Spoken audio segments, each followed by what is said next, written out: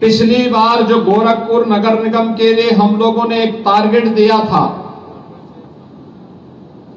कि भारत के स्वच्छता सर्वेक्षण में गोरखपुर को अपनी श्रेणी में टॉप 10 में आना है पूरे देश के अंदर। मैं अभिनंदन करूंगा नगर निगम की इस पूरी टीम का, जिसमें सफाई कर्मी है, पार्षद हैं, स्वच्छता समितियां हैं और इन सबको नेतृत्व देने वाले महापौर और नगर आयुक्त, नगर निगम के सभी सुपरवाइजर, अन्य अधिकारीगण, इन सभी को जिन्होंने पूरे देश के अंदर उत्तर प्रदेश को, गोरखपुर सिटी को चौथा स्थान दिलाने में सफलता प्राप्त की है।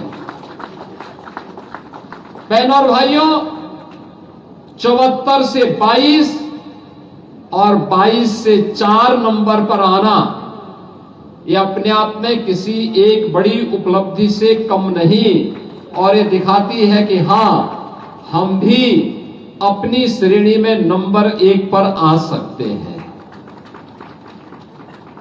ये गोरखपुर ने करके दिखा दिया है कि 74 से 3 वर्ष में हम चौथे नंबर पर आ गए हैं और अगली प्रतिस्पर्धा हमारी टॉप 3 की होने वाली है। और उसके लिए अभी से हम सब की क्या जिम्मेदारी होनी है, इसके बारे में जो भूमिका होनी है, उन्हीं सबके लिए महानगर वासियों से अपील करने के लिए मैं गोरखपुर विशेष रूप से आया हूं। याद करिए, गोरखपुर सिटी के बारे में पहले क्या चर्चा होती थी, गोरखपुर के बारे में लोग क्या बोलते थे। मच्छर भी थे, माफिया भी थे, गंदगी भी थी, यहां पर अव्यवस्था और अराजकता भी थी,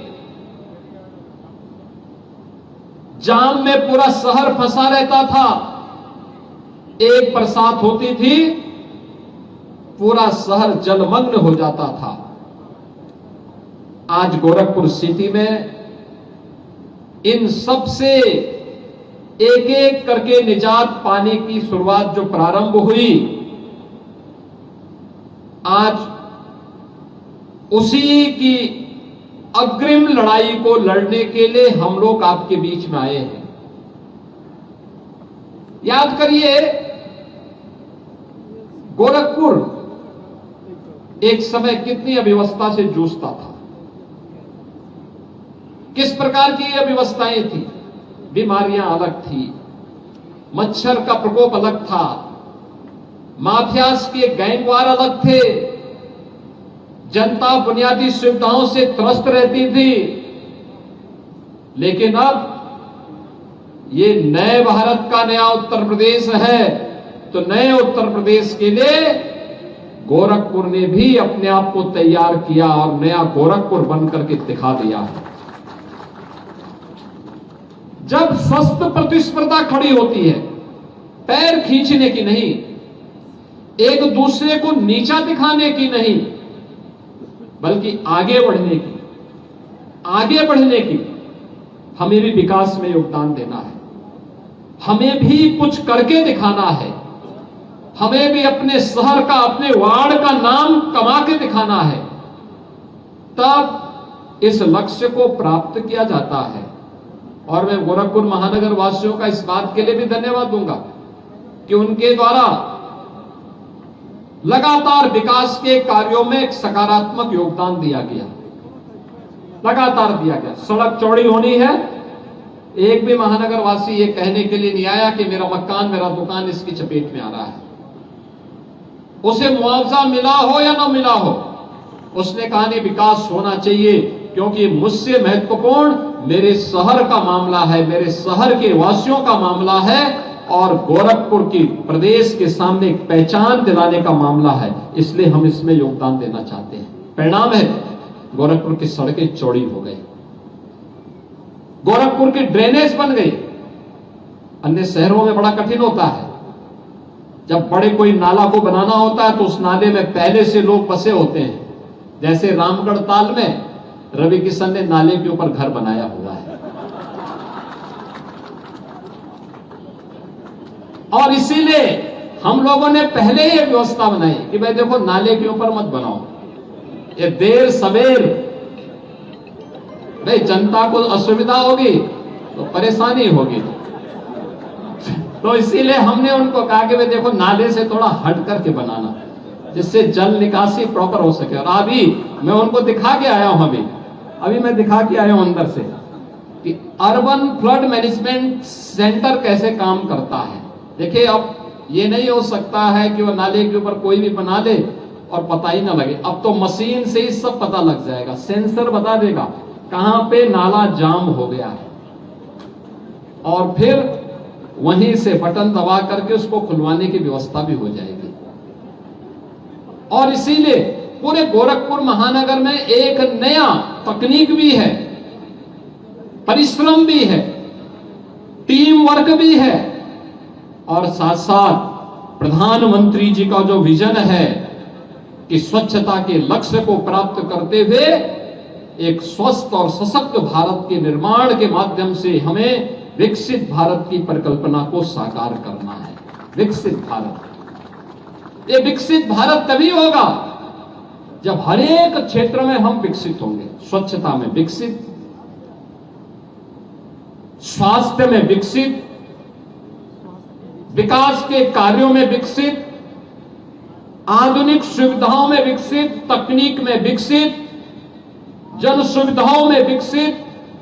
ये सभी जब आधुनिक होंगी तब विकास, तब विकसित के लक्ष्य को हम प्राप्त करेंगे। समग्र विकास के लक्ष्य को एक साथ जब हमने प्राप्त किया तो प्राप्त होना ही विकसित होने की दिशा में बढ़ाए गए कदम हैं। 2047 का प्रधानमंत्री जी का विजन, उस विकसित भारत की परिकल्पना को साकार करने की दिशा में जो कदम बढ़ाए गए हैं, उसी कदम की श्रेणी में हम लोगों ने इस कार्यक्रम को आगे बढ़ाया है कि गोरखपुर की भी तो भूमिका होनी है। और मुझे अच्छा लगा कि यहां सभी वार्डों में स्वच्छता समितियां काम कर रही हैं, पार्षद भी उसको अपने अपने वार्ड में लीड कर रहा है। हमने कुछ पार्षदों को भी सम्मान दिया है, मंच पर भी कुछ पार्षदों को सम्मान दिया। ये जोनल वाइज प्रतिस्पर्धा कराई जानी चाहिए और फिर महानगर वाइज भी कुछ पैरामीटर तय करते हुए कि इन क्षेत्रों में अगर वो वार्ड आगे है तो साल में एक बार उस वार्ड के पार्षद के साथ वहां की स्वच्छता समिति को सम्मानित करने की आवश्यकता है। महानगर स्तर पर फिर स्वस्थ प्रतिस्पर्धा होनी चाहिए, कौन अच्छा होता है, और जो अच्छा होता है उसके लिए इंसेंटिव, एक स्पेशल इंसेंटिव वहां के लिए होना चाहिए, एक प्रतिस्पर्धा होनी चाहिए। याद रखना, महानगर के अंदर स्वच्छता समिति डोर टू डोर जाए, पब्लिक के साथ पब्लिक कैंपेन का हिस्सा बने, जनता को इसके बारे में जागरूक करे, उनको बताएं कि कैसे हम लोग अपने घर के कूड़े को सड़क पे न फेंकें। ऐसा ना हो पता लगा कि कालीबाड़ी के बाबा और रवि किशन साथ चल रहे हैं, केला खा के सड़क पे फेंक रहे हैं। अक्सर देखते होंगे आप इन लोगों की हरकतों को। अब तो सीसीटीवी कैमरे से सब दिखाई देता है, अब ये छुप नहीं सकता है, अब ये चीज छुप नहीं सकती है,